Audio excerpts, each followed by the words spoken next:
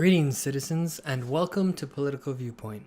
I'm your host, Eric, and today we're going to be quickly covering the approach to policy and theory of constructivism.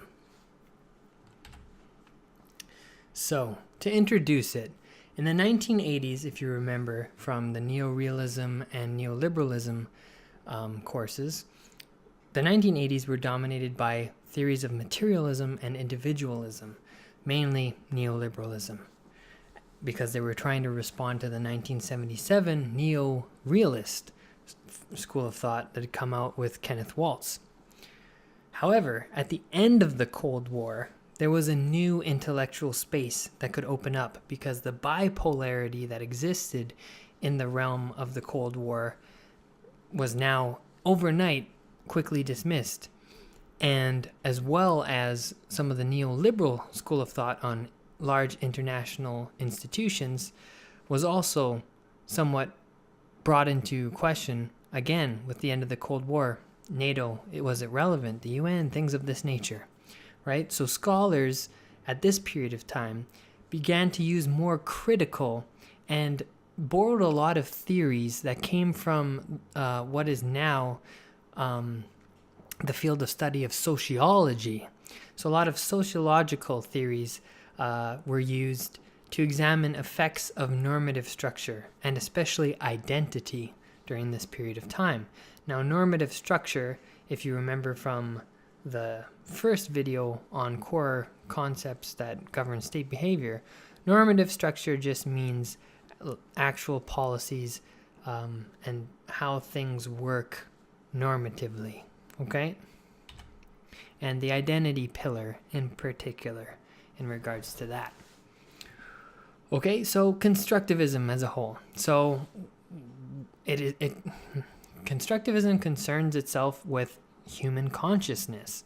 Okay? It treats ideas as the structural factors. So in the normative structure, so how policies are built and then perform in the real world, it's based on ideas, right? So that's what the constructivists are saying. And they consider that the dynamic relationship between the ideas and the material forces are a consequence of how actors interpret their material reality, so the world around them. So how ideas and how the world and things that act upon the ideas, in this case policies, right, for politics, they're a consequence of how the actors themselves, whether they be individuals or state actors or institutions, interpret the reality around them and mold those ideas into policies. So the constructivist approach and theory, in this case, this is the theory, this is not their approach to politics and policy making just yet. We'll get into that. But this is their theory, essentially. It's a little bit different, and it's different than liberal and realist because it looks at both of them, and it looks at the entire whole just in a different perspective, a new light. And, they're just saying that, the world around you dictates how you're going to make your ideas incarnate and how they're going to play out, essentially, is what they're saying. So they're saying that ideas is what spawns policies, and policies are drafted by individuals, whether they be states or institutions. That's neither here nor there, whereas realists or liberalists would have a strong argument as to who should be doing the policies, whether institutions or the state, right? But for constructivists, it doesn't matter. And for constructivists, they're mainly interested in how agents produce the structures and how the structures produce the agents and how that sort of relationship happens. So how people come up with policies or power structures, like remember the three pillars. So they're really interested on how the relationship between, again, the individual and the state, or in this case, really like how ideas, mainly about ideas, how ideas come and become policies. Whether is that from institutions, from the state, or from an individual, or do the ideas influence the people that then make the policies, or the people creating the ideas that then create the policies that, you know what I'm saying? So kind of a little bit meta on that regard for the theory, but a key thing for constructivists, and the key thing for us to keep in mind is that knowledge ultimately shapes how the actors are going to interpret and construct their social reality. So this is using, again, the sociological theory that constructivism is really built on and takes from sociology. And that's why they're called constructivists, or why it's called constructivism, is because the actors are interpreting and constructing the reality around them, especially their social one, so the political community, right, based off of their knowledge of the world around them, and their knowledge of every little bit of any detail, the knowledge of everything, right? So that's what, in their mind, is how societies are ordered, how laws come to be, how policies are made, is based off of all our collective knowledge, our individual knowledge, everything, taking all of it into account. Like I said, this is very meta. This is very big, and it's meant to be that way in terms of, to try and explain everything and why things happen and how it's created and all this. So it's kind of hard to stay grounded in explaining this in its entirety, but I hope that this way you can understand that it seeks to try and explain all the different angles through this. So again, following this up, the normative structure, it shapes the identity and the interest of the actors. So what do we mean by this? So essentially, having a society, however that's constructed, right? We're taking the first part into consideration. However that's constructed, it ultimately shapes the identity of the actors, whether the actor be an institution, whether it be a state, whether it just be a single person, okay? Now it's all these levels. So the fact that there is a structure, whatever that structure is, but remember this structure is constructed by how the actors interpret the social reality, and that's based off their knowledge. So this structure then shapes the identity and the interests of the actors. Okay? So you see how this is kind of a chain of events, okay? So the social facts which influence or make up the social reality, which then influence the actor's interpretation and thus the construction of the structure, which then shapes the identity, which then shapes the interests, all come from social factors. So things like sovereignty, human rights, okay? And a lot of very big, like I said, this is coming from the school of thought of sociology, all right? All these big meta ideas, what makes us tick, what makes us human, what in particular in terms of human society and societies, all these type of theories start kind of crossing over. And this is why lots of political scientists will take sociology courses as electives and vice versa. Had many students of sociology take political theory courses, especially on constructivism, who were majoring in that field, but then were taking them as electives. So it's an interesting kind of cross between those fields of study. It's the same thing for history as well. Lots of political science students take history as a way to give them more knowledge on geopolitical regions. I could go on, don't need to, so carrying on. So for constructivists, meanings aren't always fixed. So what do I mean by meanings? I'm talking about social rules, okay? So social rules that regulate or that are constitutive, okay? So things that manage existing activities, so kind of status quo, and things that define and produce those very activities. Okay, so it's kind of hard to keep this all. We're going down a little bit of a rabbit hole, but it's a short one.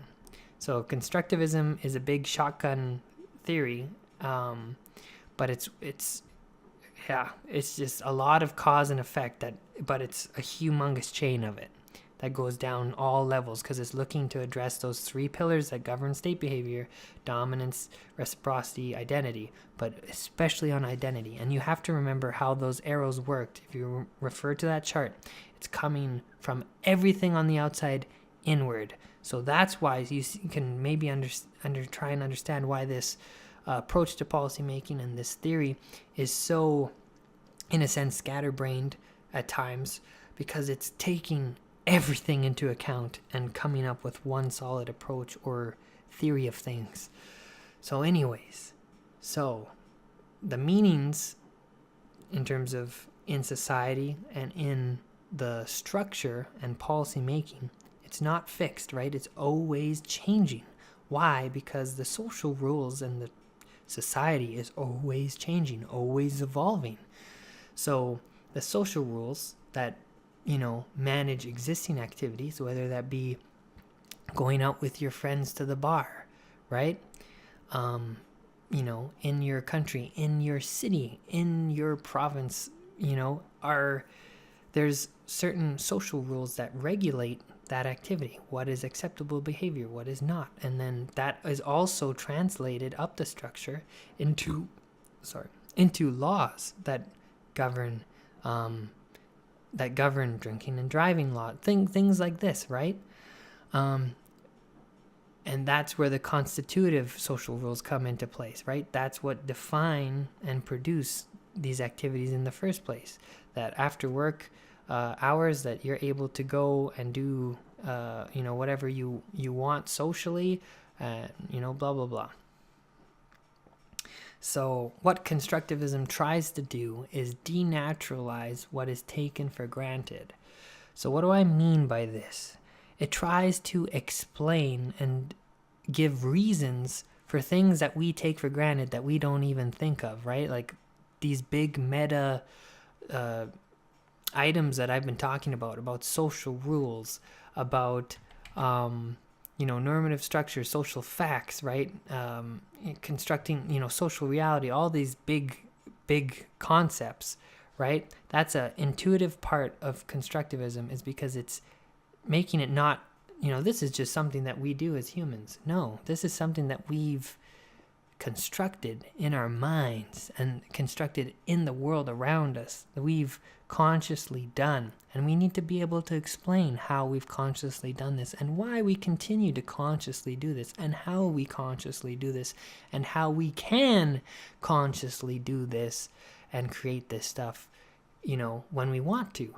So, and all of this is taken for granted. We don't think about this when we leave our house, go out the front door in the morning and go about our days. This is not something that, most everyday people that we think about, right?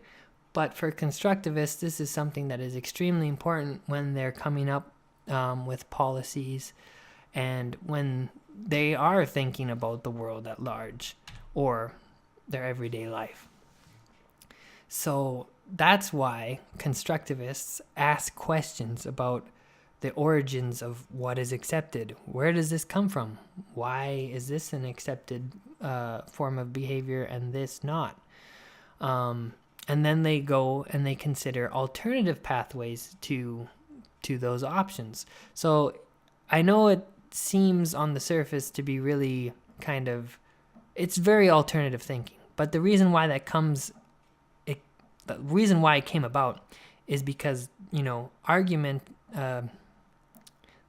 that neoliberal and neo-realist thought is too, it doesn't take everything into account, and it's too one-sided. And you know what? Like I said, depending on where you are, on where your political viewpoint is, right? You can either agree or disagree with this. This is just how the constructivist school of thought and approach to policymaking is, however.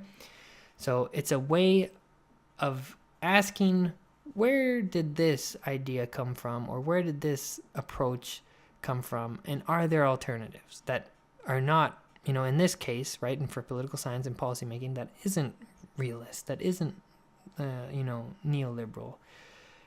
Is there another way to come at this, right? So, and one of the main things for constructivists, and one of the major, arguments or thoughts that they, topics that they've tried to tackle, is power, right? This huge topic of power that's central to everything political, especially in the academic world for political science. So for constructivists, power is not only the ability of one actor to get another actor to do what she or he would not do otherwise, because that's the traditional definition of power in political science, is the ability of one actor, whether that be an individual, a state, an institution, whatever, to influence another to do what he or she would not want to do otherwise. That is what is classically defined as power. So for constructivists, power is also the production of identities and interests that limit another actor's ability to control their fate, or even their own ability to control their own fate. So this is, again, a little bit more out there, a little bit different perspective. But power is also, for them, like I said, the ability to think about this, to produce identities. This is going on that pillar of what influences state behavior. They're very much stalking on the identity pillar to influencing state behavior. Okay? For them, the fact that you're able to produce an identity or produce interests and thus ideas and things like this, that's what can, potentially limit somebody else from controlling their fate. So a great example of this, let's put this into real world perspective right here, right now, is democracy, especially Western democracy, capitalism, right? Let's say from the perspective of the United States, right? This has probably been said a lot in news and history, whatever, influencing banana republics, setting up banana republics, as they call them colloquially, right? The spread of democracy into Latin America in particular, as this particular example, right? Then, spreading these ideas and spreading this identity of capitalism and those values that come with it, free trade, like this liberal thought, you're then able to, that actor is no longer able to control their fate, because their fate then becomes synonymous with that identity and those interests that came with it. Do you see where that for constructivists is power? That is very powerful. And on the flip side of that too, you could look at China today, right? Looking at how an actor themselves who has created an identity and interests for themselves is no longer able to control their own fate, right? It limits them, right? They're limited by communism and its own limitations, its own constraints, right? Unless they go and they produce another identity or more interests that then they can, you see where that kind of example plays out under the constructivist approach and theory of thought. So hopefully these two examples kind of demonstrate how this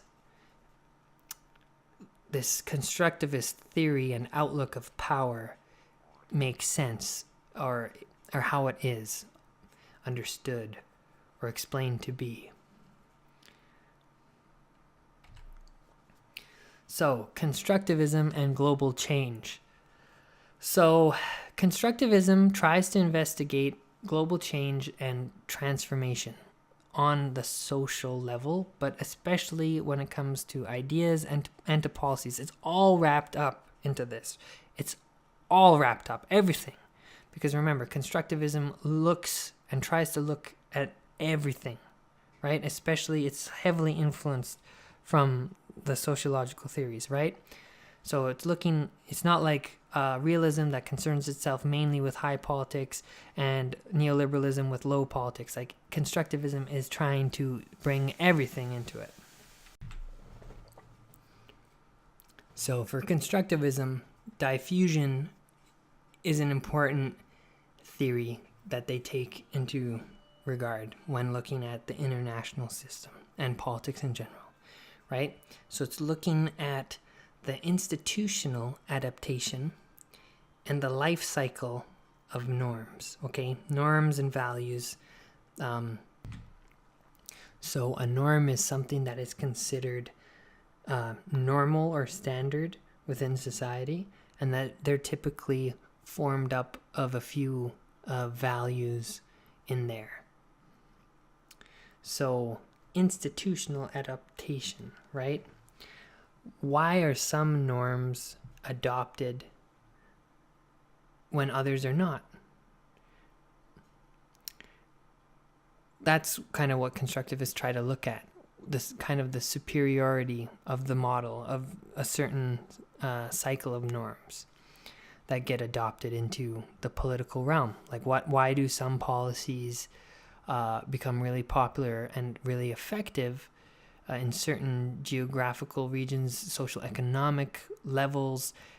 I mean, it's just really hard to give like so many concrete examples you can give, because the constructivist thought is able to just bend and twist its shape and perspectives on and consider all of these things. However, for constructivism, they do recognize that in terms of diffusion of ideas, sometimes external pressure and incentives can interfere with this diffusion, where the cycle of norms gets adapted at the institutional level and then brought down or across or all throughout the different many levels of human society. Okay, so external pressure, whether that be a collective goods problem such as global warming, a global catastrophe like a huge volcano exploding, an asteroid, things like this, or more political external pressure, like for example, if you're in Russia's shoes and all the economic sanctions that are coming at you from the Western nations, and incentives as well. So incentives to work on collective goods problems to gain either absolute gains or not, or things that would influence and disrupt the natural diffusion of ideas and norms going a certain way and being adopted, anything that affects that. And constructivists take this into consideration when they are thinking about the diffusion and why a certain set of norms might be superior model, and recognizing that there might be external pressures or incentives that could disrupt that superior model of norms being adopted. Constructivists, they raise a pretty good issue of the growing homogeneity in society and the deepening of the international community and socialization. In particular, in regards to kind of neoliberalism and, the spread of democracy, the spread of just globalization in general. They come up with some of the most out there at times, but most poignant, deep questions that neorealists and neoliberalists and just, I think, people in general struggle to try and answer when it comes to some of the big issues that are happening now with, this current push in the direction of trying to build an international community, trying to build a homogeneous kind of society built on similar norms and values, and kind of the whole basket of eggs that comes with that, and the inherent struggle that comes with that, and what does that mean for society, and all, like I said, it's just very deep, complex. So you can always count on a constructivist to come up and play devil's advocate at any time, any political conversation and debate. That's for sure. So then just moving a little bit forward into what is considered social constructivism. These are pretty much the same thing. The social constructivism, or why is it called social constructivism? It's just another word for it, and they focus even more heavily on just the society side of things and how politics affects it, or how it affects politics. And this comes from, very heavily rooted in the work by Fenimore and Sikonic. I'm sorry if I mispronounced that. 1998, Life Cycle of a Norm. So, that's directly related to, like I said, the diffusion principle for constructivists. And, now I'm going to explain it a little bit more. So, for Fenimore and Sikonic, norms come out of political processes, okay? So that's how ideas are spread, is through political processes. So there's the norm emergence. So this typically can come out of idea entrepreneurs or through persuasion. Persuasion by an institution, by the state itself, or by a tyrant, one person himself or herself. Or, like I said, in the case of idea entrepreneurs, these can be individuals, institutions, groups, or it can even be a state in and of itself that comes up with an idea and, through, in a sense, entrepreneurship, sells it, and it then starting to become a norm across the human society, whether that be, just within your country, within the institution, but it mainly always has to be concerned with the international realm at a large level, right? Because this is an approach to policy making at the international level. Afterwards, from norm emergence comes the norm cascade. So this is what is the socialization process. When this norm has emerged, but then now it's cascading.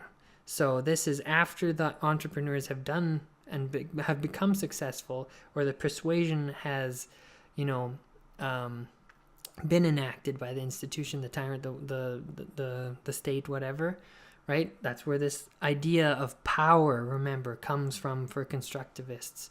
The ability to produce these identities and these interests, right? To produce these norms and, have it sweepingly become socialized, right? So now this is that this norm cascade where this is the lateral movement for constructivists, when it goes from the identity pillar into something similar to reciprocity, where it's going laterally across many different sectors and realms. That's where the cascade effect can be seen and classified as a norm is cascading. And then after the cascade, after it's become socialized, and then it becomes internalization. So this is where it becomes something that's taken for granted, something we don't even think about. This is potentially an argument. This is a potential argument. Say if things continue in the direction that they have been going for the past 20 or so years, but mainly the past, realistically, you could argue 5 to 10 years. Talking about gay rights, okay? If things continue in the direction that they've been going politically, the next 50 years, it can potentially become a norm internalization. In regards to that would be, it's just something we take for granted, that it's not something we even bat an eye about in terms of, members of the same sex or intersex, having interrelations with each other and being married to each other. No big deal. It's just, that's life, right? That's what the norm internalization would be. You get a norm to that level. It's something that, honestly, that isn't even talked about anymore in that state, right? Norm emergence is when, stuff is hot on the press, people are debating it widely, and then, norm cascade is something when it's, been proven to be effective, or it's really catchy, it's catching on, and, it's spreading like wildfire, and, the vast majority of the world is, taking it, and then, the cool off period, the internalization, it's just a part of everyday life now, and, we carry on living life, and we'll on to the next norm emergence kind of thing. And this cycle just it never stops. It's never a right or wrong. This is just how it happens. So this, for social constructivists, is the life cycle of a norm. Okay. So some serious core observations from constructivism that I haven't already talked about. Well, a couple of them I have already talked about from this list. So we're just going to check them off, right? The social construction of reality, right? Covered that one in depth in the first couple slides. You can go back if you're a little rusty on that one or got lost through this rabbit hole with me. Facts, they're social, and they depend on the human agreement, okay? The agreement that to come into a society and be part of something that's bigger than just the one person. And that facts are social, okay? So whether or not news is fake or not, for constructivists, facts are something that are socially agreed upon. Whether, they be true or not, it's subjective for constructivists. It's just how things are. And the most important thing is that ideas are the structure. Ideas is what creates a political system in the first place, and then this kind of self-sustaining circle. One of my great friends and professors, who's a constructivist, explained it to me one day, I think the best. For constructivists, ideas are eternal. As long as an idea is never dies, and as long as it's never expunged from the human consciousness, then the potential and the hope for something to be, in terms of the political sense, like let's say a state or an ideology or an approach to politics or a policy, for crying out loud. Like, say, for example, I want it to be legal that my dog can eat cannabis. Let's say that, right? Something simple like that. As long as that idea is in the human consciousness and still exists, there is the potential for that one day or another to become a normative structure. So in other words, to then become a policy, because somebody will take that up, try and make a policy out of it, try and make a law out of it, and then make it a reality and influence the social reality that dogs everywhere, or at least in this city, or whatever it may be, to whatever level or extent it may be, can responsibly consume cannabis. This is a constructive observation. This lead for constructivists is what is considered the logic of appropriateness versus the logic of consequences, okay? So the logic of appropriateness is 100% constructivist, where the logic of consequences is more in line with particularly neo-realist school of thought, as well as some neoliberalist, okay? Because they look at the logic of consequences, cause and effect. If I do this could happen. So that's why, right? State interest is this, so we must do, right? For constructivists, no. It's about what is appropriate at the given time, under the given circumstances. What are the circumstances? Is the social reality, the construct, the current construct, the current structure, the current ideas, all those things that I was talking about previously, influence the logic that the constructivist policymaker is going to use to draft, to make a given policy on a given anything, on a given event in a given sector, health sector, military, defense, economics, whatever. They're using the logic of appropriateness rather than the logic of consequences. So, thank you for joining us here on Political Viewpoint once again. I know even for myself, this is a tough but interesting topic to try and cover and master and understand. So thank you for staying with us on this one. So be sure to check us out on our Patreon page for all the newest updates on our articles and videos coming out, as well as check out our Medium page. As always, links down in the description below. Give us some feedback. Let us know what you think about constructivism, any thoughts that you have on this. Definitely, if there's any constructivists out there, did we cover this material properly, explain everything in true fashion? And if there's anything else that you think we could spend some more time on or cut out, please, as always, let us know to make sure that the knowledge that we're presenting to people is on par with the actual school of thought. So, as always, thank you guys very much for staying for watching this episode of Political Viewpoint. Stay tuned for the next one where we're going to cover functionalism, and then that will conclude our introductory to the basics of approaches to policy making and political science theory. Thank you. Have a great one.